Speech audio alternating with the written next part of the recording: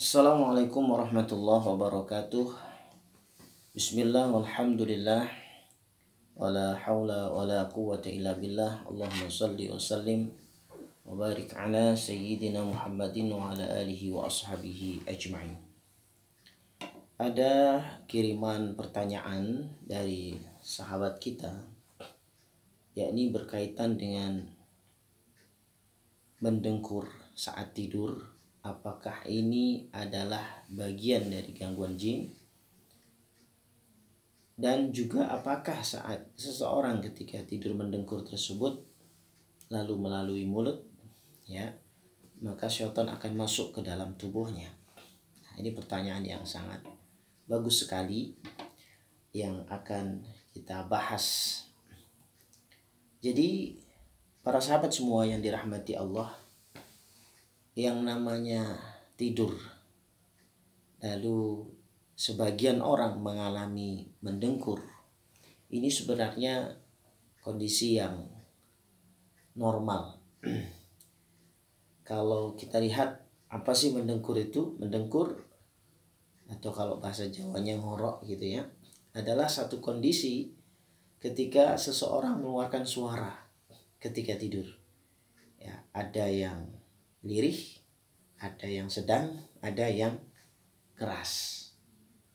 Nah, kondisi ini merupakan dampak dari terhalang atau menyempitnya bagian dari saluran pernafasan.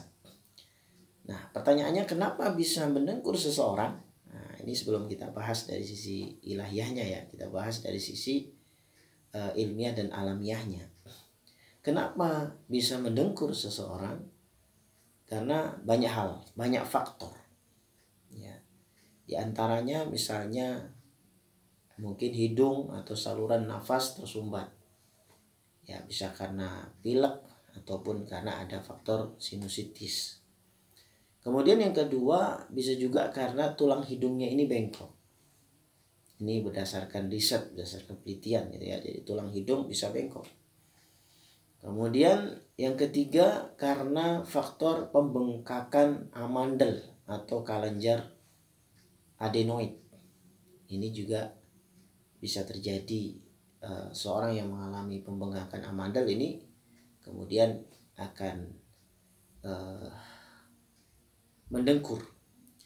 Kemudian juga bisa juga karena faktor penyakit gondok. Ada juga yang karena obesitas. Ya, jadi ini beberapa faktor dari beberapa sumber ilmiahnya.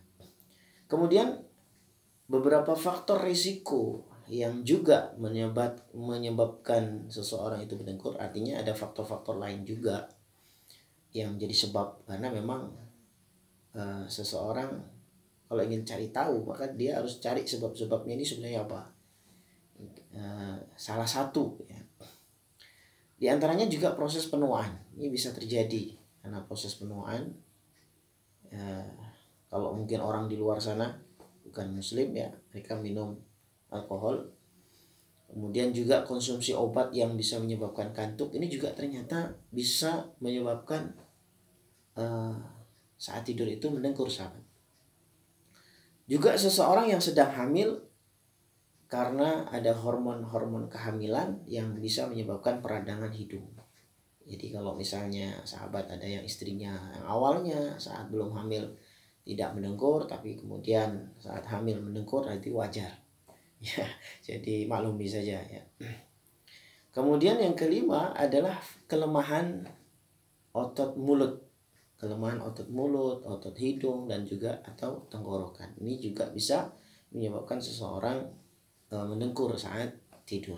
Nah, orang yang tidurnya mendengkur tadi gitu ya, artinya ngorok tadi, itu sering kali mengalami hal-hal yang memang tidak mengenakkan ya, terutama di malam hari.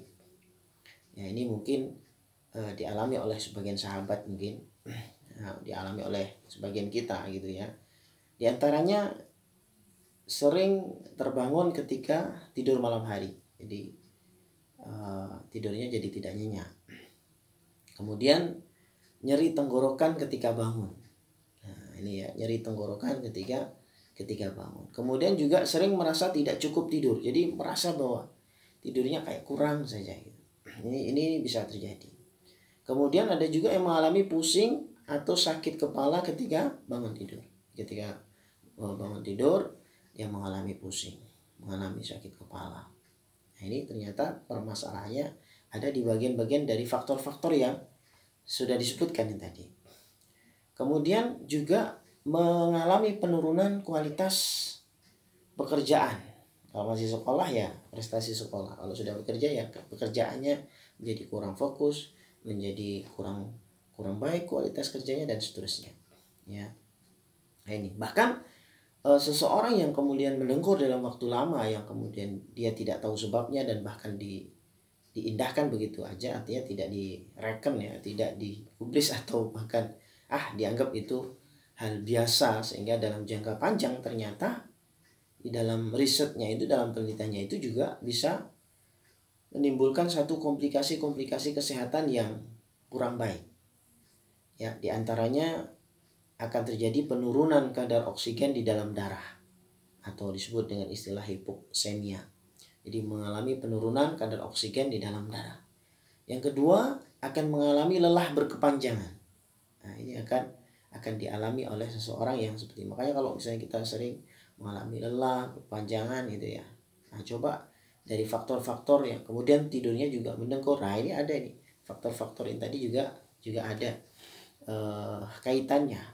Kemudian juga komplikasi yang lain itu adalah perubahan suasana hati, moodnya itu jadi kurang. Ya, bahkan kemudian bisa terjadi penurunan daya konsentrasi, daya fokus.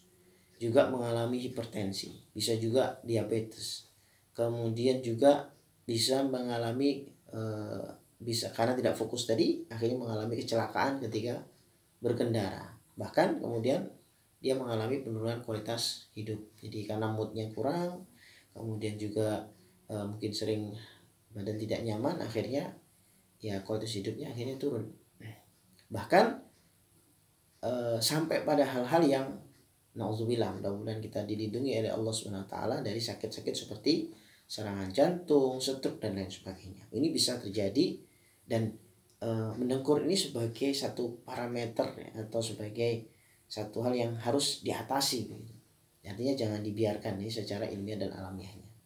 Nah, lalu pertanyaannya, kembali ke pertanyaan awal tadi, apakah kemudian seseorang yang mendengkur itu gangguan jin, dan akan di mana jin bisa masuk lewat mulut seseorang yang mendengkur?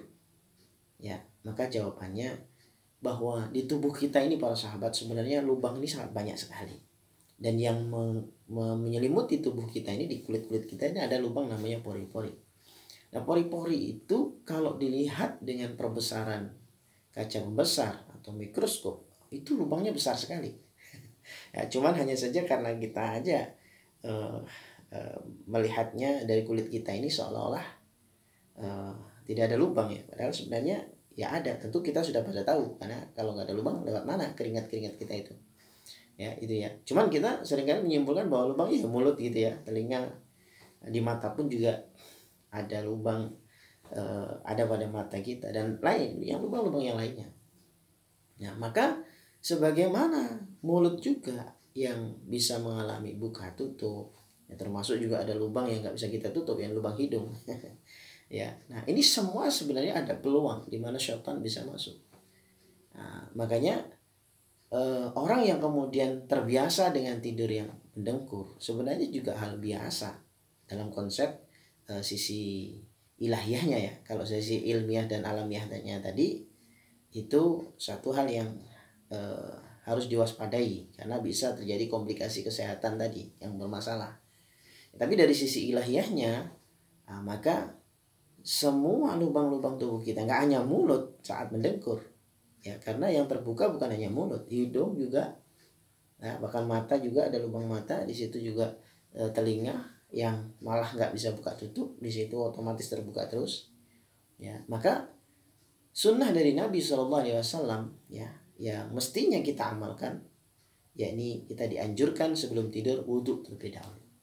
Jadi bersuci terlebih dahulu, wudhu seperti wudhunya di dalam sholat. Maka Allah akan kirimkan penjagaannya melalui malaikat-malaikat Allah Subhanahu wa taala. Dan hadisnya sahih.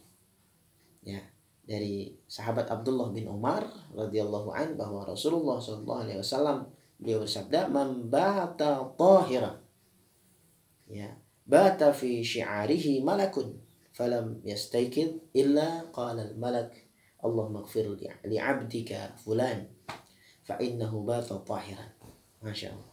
Barang siapa yang tidur dalam keadaan suci, maka malaikat akan bersamanya di dalam pakaian-pakaiannya. Nah, Masya Allah, ini luar biasa. Artinya malaikat juga oleh Allah tatanazzalu alaihimul malaikah, diturunkan, diutus untuk menjaga kita saat kita tidur. Dari gangguan apa? Ya dari macam-macam hal. Tentunya dari gangguan syaitan, dari gangguan jin-jin yang ingkar kepada Allah. Ya, dari gangguan virus-virus, bakteria, bahkan sebagian virus itu ulah dari sebagian jin. Karena virus itu kan gak nampak, gak kelihatan. Jin pun juga demikian. Ya, jadi barang siapa yang tidur dalam keadaan suci, punya wudhu, maka malaikat akan bersamanya di dalam pakaiannya. Jangan dicari-cari ya. Jangan dicari mana-mana gitu. Nggak usah, karena sifatnya gaib. Ya. Ya. Dia tidak akan bangun hingga malaikat itu berdoa, "Ya Allah, ampunilah hamba-Mu si fulan ini karena tidur dalam keadaan yang suci." Jadi awalnya aja tuh kita wudhu, kita bersuci. Nah setelah itu ya sudah, kalau misalnya di tengah kita tidur batal, ya Allah akan maafu itu semua. Allah akan ya memaafkan itu. Artinya kita tetap dianggap sebagai orang yang suci. Bukan berarti setelah bangun tidur lalu kemudian sholat tanpa wudhu, ya enggak ya. Secara fikih harus wudhu. Ya, tetapi maksudnya Allah itu maha memaklumi. Kalau kita sudah berada di awal itu sudah berwudhu, maka insya Allah di tengah tidur di mana kita nggak sadar, ya bisa mengalami banyak hal, ya bisa kentut, bisa macam-macam dan seterusnya, maka ya kita dimaklumi. Nah itu ya, jadi luar biasa. Jadi hadis ini kita amalkan. Jadi kalau mau tidur, wudhulah terlebih dahulu. Mungkin awalnya bagi seseorang atau orang tertentu ada yang menyampaikan itu gak nyaman karena mau tidur kok wudhu, membasahi dengan air gitu ya. Awalnya nggak terbiasa, tapi ketahuilah sahabat, insya Allah lama-lama akan terbiasa. Ya, jadi lama-lama akan terbiasa, bahkan akan semakin segar, nyaman. Jadi kalau mau tidur wudhu terlebih dahulu. Kecuali mungkin 1 kali 2 kali lupa, ya itu wajar lah, tapi jangan setiap hari. Jadi diupayakan gak lupa, sehingga ketika kemudian mau tidur, mau istirahat, maka berwudhu. Baik ini tidur yang sifatnya mungkin tidur siang ataupun malam, terutama malam. Ya itu. Jadi kesimpulan kita apa? Bahwa mendengkur itu tidak mesti gangguan jin. Ya, atau diganggu jin atau dimasuki oleh jin. Nah, tapi kalau seseorang kemudian tidur ya tanpa wudhu, tanpa bersuci, ya tanpa zikir, tanpa berdoa dan sebagainya, nah ini ada peluang, ada kesempatan di mana syaitan akan masuk. Melalui mana? Ya nggak hanya celah-celah mulut, ya bisa lewat hidung, bisa telinga, bisa mulut, dan juga celah-celah yang lain. Nah itu ya. Dan apalagi selain yang sifatnya lubang tadi itu ya di mana itu merupakan peluang di mana pintu-pintu syaitan masuk ya di dalam tubuh kita ini. Bahkan pori-pori ini juga termasuk bagi syaitan, bagi jin ini, bagi kita kecil, tapi bagi syaitan ini besar. Karena mereka makhluk yang ibaratnya seperti angin, kecil sekali ya, bahkan halus, makanya disebut dengan makhluk halus ya begitu. Nah oleh karenanya apalagi ketika kemudian suasana pikiran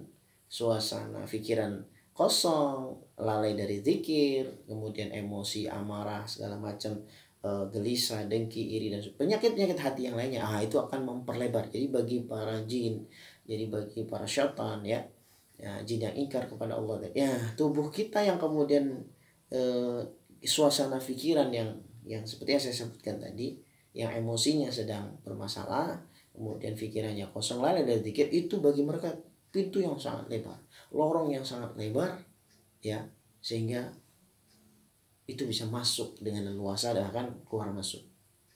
Makanya ada sebagian sahabat yang terheran ya, atau bahkan mereka juga merasa kaget ketika diruqyah ada jin-jin baru, sudah selesai diruqyah ya, jin sudah pada hijrah ya, tapi kemudian gak lama setelah itu atau beberapa beberapa bulan atau beberapa hari setelah itu ada lagi jin-jin baru.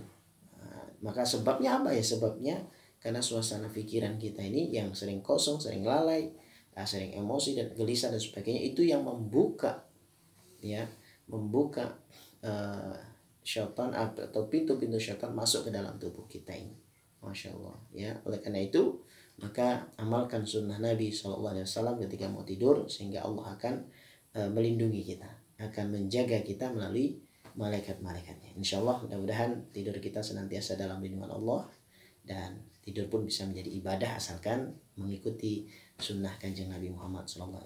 Demikian, Assalamualaikum warahmatullahi wabarakatuh.